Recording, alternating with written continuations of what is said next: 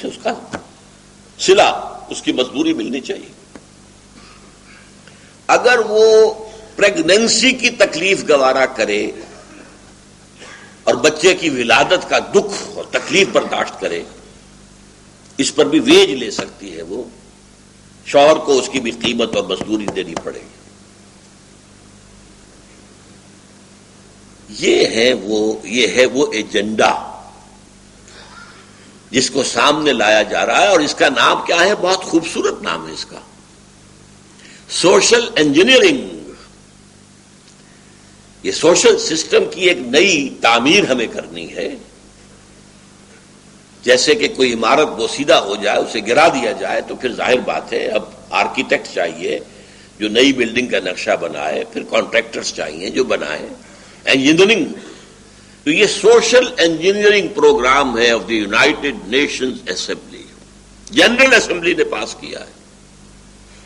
پوری دنیا کے نمایاں ترین اور اہم ترین ادارے نے پاس کیا، اور پاکستان بھی اس کا سگنیٹری ہے، دستخط کیے ہوئے، اور اس کی طرف سب سے زیادہ تیزی کے ساتھ پاکستان جا رہا ہے. 33% عورتوں کو جو نمائندگی دی گئی ہے ہر لیول پر، یونین کاؤنسل ہو، کوئی ہو، لوکل باڈیز ہوں، پروونشل اسمبلیز ہوں، ڈسٹرکٹ بورڈز ہوں، سٹی گورنمنٹس ہوں، نیشنل پارلیمنٹ ہو، سینٹ، ہر جگہ 33%. یہ سب سے آگے نکل گئے، پوری دنیا میں کہیں نہیں، کسی سیکولر ڈیموکریسی میں نہیں. سیکولر ڈیموکریسی کا معجزہ قرار پاتا ہے بھارت. اتنی بڑی تعداد وہاں کے رہنے والوں کی، اتنی multi national, multi ethnic, multi linguistic, ہم تو گن بھی نہیں سکتے جتنی زبانیں وہاں ہیں. ہر صوبے، ہر اسٹیٹ کی اپنی زبان ہے، لیکن سیاسی نظام جمہوریت کے تحت چل رہا ہے. ماشاء اللہ کا آج تک سوال ہی پیدا نہیں ہوا. زیادہ سے زیادہ 1-1.5 سال کے لیے ایمرجنسی عائد کی گئی تھی، صرف ایمرجنسی. ایمرجنسی کانسٹیٹیوشنل ہوتی ہے، وہ سپرا کانسٹیٹیوشنل نہیں ہے کہ جو آیا جرنیل اس نے کانسٹیٹیوشن کو اٹھا کے پھینکا اور اپنا جو ہے پی سی او بنایا اور ججوں تک سے اس کا عہد لے لیا. نہیں عہد دیتے تو جاؤ چھٹی کرو، گھر بیٹھو. کہ آج تک وہاں نہیں ہوا، آج تک نہیں ہوا، آج تک نہیں ہوا. اس لیے جمہوریت کا، جو بھی جمہوریت اس وقت دنیا میں ہے جو میں نے بتایا تھا، سب سے اونچا لباس، سب سے اونچا لحاف، اس کا اس کو ایک میریکل مانا جاتا ہے. یہ معجزہ ہے بھارت کا. وہاں بھی کہیں عورتوں کی نمائندگی اس معنی میں نہیں. ہاں عورتیں ہیں، الیکشن لڑے، ہمارے ہاں بھی تھا. بیگم عابدہ حسین آتی تھی الیکشن لڑ کے، زمیندار ہیں، جاگیردار ہیں. بے نظیر بھٹو الیکشن لڑ کے آتی تھی، لیکن ان کے لیے علیحدہ سیٹیں نہیں تھیں. اور پھر جس طریقے سے کہ اس وقت یونائٹڈ نیشنز اور باہر کی حکومتیں این جی اوز کو پیسے دے رہی ہیں، اور این جی اوز جو ہیں اس ملک میں ایک نیا نظام تعلیم لا رہے ہیں، اور اس میں زیادہ توجہ عورتوں پر ہے، تاکہ ان کے اندر یہ شعور پیدا ہو کہ ہم محکوم ہو کر کیوں رہے. تو یہ معاملہ ہے تیسرا کہ جو ویسٹ میں تو اپنی انتہا کو پہنچ چکا ہے. یہاں تک کہ 2 سال پہلے بل کلنٹن نے کہا تھا، یا 3 سال پہلے، ان کا جو ایک سالانہ ایڈریس ہوتا ہے، تقریر کرتے ہیں، State of the Union address, اس میں کہا تھا کہ عنقریب ہماری قوم کی اکثریت حرام زادوں پر مشتمل ہوگی. اس نے حرام زادہ باسٹرڈ کا لفظ استعمال نہیں کیا تھا، لیکن لفظ کیا تھا؟ Born without any wedlock, بغیر کسی شادی کے بندھن کے، کہ ایک مرد ایک عورت میں شادی کا بندھن ہو، اولاد ہو رہی ہے. اسی کو ہم حرامی کہتے ہیں. اسی کو خود یہودی جو ہے اسی معنی میں معاذ اللہ ثم معاذ اللہ حضرت عیسیٰ کو باسٹرڈ کہتے ہیں.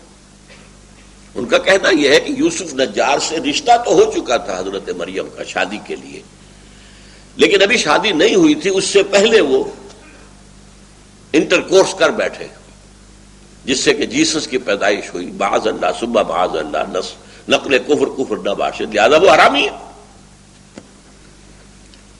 بہرحال یہ تیسرا لحاظ ہے. اب ان تینوں کو جوڑیے. اب بتا چکا ہوں میں 2.5 لحاظ تو پوری دنیا کو گرفت میں لے چکے. تیسرا ہاف جو ہے ابھی پوری طریقے سے امپلیمنٹ ویسٹ میں ہوا ہے، لیکن اب سپر پاور کی پوری طاقت استعمال ہو رہی ہے کہ یہی نظام پوری دنیا میں آ جائے. ہم ایشیا کو ماڈرنائز کرنا چاہتے ہیں. کیا مانی؟ وہاں سیکولر سیاست گہری ہو جائے.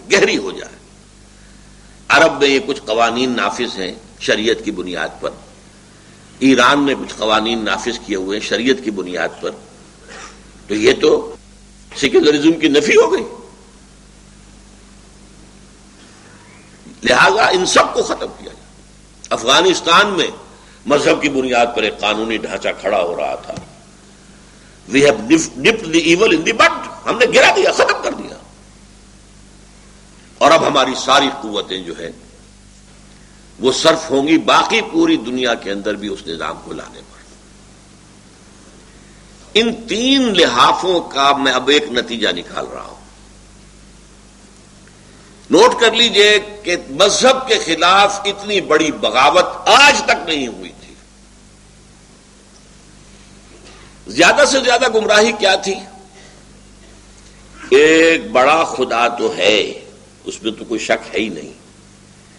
اس کے ساتھ چھوٹے چھوٹے خدا بھی ہیں، اس کے اسسٹنٹس ہیں، اس کے لاڈلے ہیں، اس کے پیارے ہیں، اس کے بیٹے یا بیٹیاں ہیں.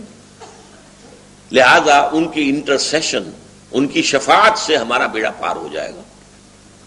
ان کی مورتیاں بناؤ، انہیں پوجو، ریور کرو، ان کی عزت کرو، چڑھاوے چڑھاؤ، تاکہ ہم شفعاؤنا عند اللہ، یہ اللہ کے ہاں ہمارے شفیع بن جائیں گے. یہ تھی گندگی. شرک تھا، خدا کا انکار نہیں تھا. چنانچہ آپ کو معلوم ہے یورپ میں 2 ہی تہذیبیں تھیں جو تہذیب کے نام پر ابھری ہیں، the Greek civilisation and the Roman civilisation. اور دونوں میں گاڈ بڑی جی سے لکھا جاتا تھا. گاڈ وہ ایک ہی تھا، omnipotent, omniscient, everywhere present. یہ اس کی 3 صفات تھی. علی کل شیء قدیر بھی ہے، بکل شیء علیم بھی ہے، ہوا معکم اینما کنتم بھی ہے، جہاں کہیں بھی تم ہو تمہارے ساتھ ہوتا. انڈیا میں مہادیو ایک، دیویاں بے شمار، دیوتا بے شمار. لیکن وہ مہادیو کے ہم پلہ تو نہیں تھے. گاڈز اینڈ گاڈسز جو ہیں رومن اور گریک سویلائزیشن کے، وہ اس بڑے گاڈ کے ہم پلہ نہیں تھے. لم یکن لہ کفوا احد، کوئی بھی اس کا ہم پلہ نہیں ہے، مد مقابل نہیں ہے. عرب میں بھی اللہ ایک ہی تھا. آلہہ، الہ بہت سے تھے. لیکن یہ جو بغاوت ہوئی ہے آج دنیا میں کہ اٹھا کر پھینک دیا گیا اللہ کو. Nothing to do with you, with your word, with your revealed law. Nothing doing. جاؤ رہو مسجد میں، سینیگوگ میں، چرچ میں. لوگ آئیں گے، they will pay respect to you، نماز پڑھ لیں گے. باقی نہ ہمارے گھر میں تمہارا عمل دخل ہوگا، نہ ہماری مارکیٹ پلیس میں